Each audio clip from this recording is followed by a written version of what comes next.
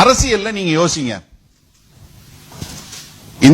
நேரு, இந்திரா காந்தி, ராஜீவ் காந்தி, அப்புறம் சோனியா காந்தி, ராகுல் காந்தி, கருணாநிதி, ஸ்டாலின், பாவம்பிள்ளை.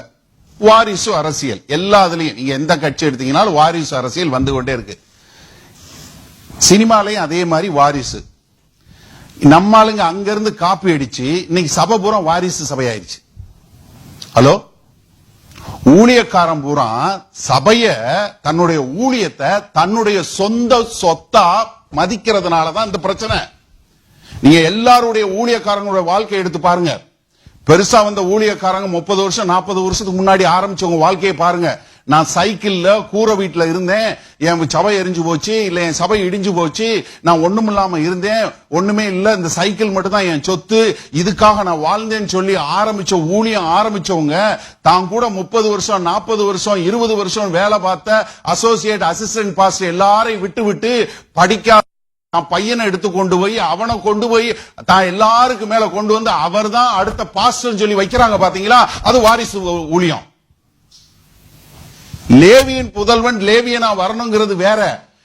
நீங்க நல்லா புரிஞ்சு கொள்ளுங்க. இன்றைக்கு நீங்க ஏதாவது ஒரு டினாமினேஷன் சபையை தவிர்த்து எந்த ஒரு சபையிலேயாவது தன் பிள்ளையை தவிர்த்து வேற யாருக்காவது கொடுக்கறாங்களா ஊழியத்தை? அப்ப கூட வேலை பார்க்கறவங்க, கூட இருந்து ஊழியம் செய்யறவங்க யாரு? அவங்க எல்லாம் யாரு? யோசிச்சு பாருங்க ஒரு நிமிஷம். 20 வருஷம் 30 வருஷம் 40 வருஷம் 50 வருஷம் ஒரு ஊழியத்துக்கு கூட இருந்து அந்த ஊழியக்காரருக்கு ஒரு அசிஸ்டன்ட், ஒரு அசோசியேட் பாஸ்டரா இருந்தவரை காட்டிலும் தான் பிள்ளைய கொண்டு வந்து அவனுக்கு அதிக சம்பளம் கொடுத்து நீ போய் அவனுகிட்ட ரிப்போர்ட் பண்ணுன்னு சொல்லக்கூடிய ஒரு காலகட்டம் அன்னைக்கு. அது யூதாஸ் ஊழியம் தான் என்னைய பொறுத்த அளவுக்கு. நீங்க அந்த வகையில் அதனாலதான் நான் சொல்லுது, அகஸ்டின் ஜெபகுமார சொல்ற அண்ணனை சொல்ற காரணம் தான். அவ்வளவு பெரிய ஊழியம் யாரு கொடுத்தாரு? இன்னொரு ஆளு கொடுத்து அவனை மகனா ஏத்துக்கொண்டாரு. அதுதான் சரியான ஊழியம். அப்படி இருக்கிறாங்க ஆளுங்க. ஆனா இன்றைக்கு நம்ம பார்க்கக்கூடிய ஊழியங்கள்ல நிறைய ஊழியங்கள் பாருங்க, எல்லாம் என்ன பண்றாங்க? வாரிசு ஊழியம். வாரிசு. இவருக்கு அப்புறம் இவர் தான். நம்ம சபை மக்களுக்கும் கொஞ்சம் கூட ஞானமே கிடையாது. ஐயோ, அந்த புள்ள வந்து அவங்க தாத்தா மாதிரியே இருக்கான். ஏடா, கொஞ்சமாவது பைபிள் வாசிக்கிறியா? கொஞ்சமாவது ஆண்டவர்கிட்ட ஜெபம் பண்றியா? வேத வசனம் வாசிக்கிறியா? தாத்தா மாதிரி இருக்கிறதுக்கு இது என்ன ஷோ பிசினஸா? யோசிச்சு பாருங்க. அப்ப கூட இருந்து வேலை பார்க்கறவங்க ராத்திரி பகலா கண்ணீர் விட்டு உபவாசம் இருந்து ஜெபம் பண்ணி கூட போய் ஆத்தும ஆதாயம் பண்றதுக்கு வேலை பார்த்த அவங்க எல்லாம் ஒண்ணுமே, அவங்களுக்கெல்லாம் அபிஷேகம் இல்லையா? அவங்களுக்கெல்லாம் அழைப்பே இல்லையா? எனக்கு அருமையானவர்களே, சிந்திச்சு பாருங்க. நம்ம எங்க இருக்கிறோம்? எந்த மாதிரியான ஊழியங்களை நீங்க சப்போர்ட் பண்றீங்கிற கொஞ்சம் ஒரு நிமிஷம் சிந்திச்சு பார்க்க வேண்டும்.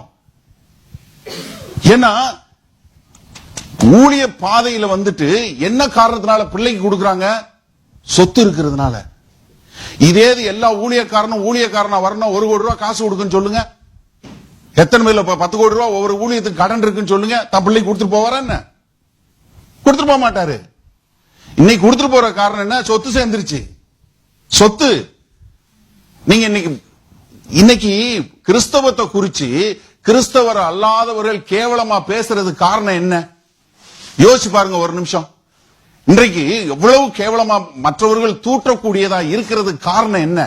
நிறைய பேரு இந்த மாதிரி சொத்து சேர்த்து வைத்தவங்களா, பெரிய இது பண்றவங்களா, அதாவது தங்களுடைய வாழ்க்கையை எடுத்துக்கொண்டவங்களா, ஜெட்ல போறதும் பிரைவேட் ஜெட் வாங்குறதும் இப்படி பண்ணக்கூடிய காரியங்கள் செய்யறதுனாலதான் ஊழியங்களை அட்டூழியங்களை பாக்குறதுனாலதான் நிறைய பேர் கிறிஸ்தவத்துக்குள்ளே வரமாட்டேங்கிறாங்க.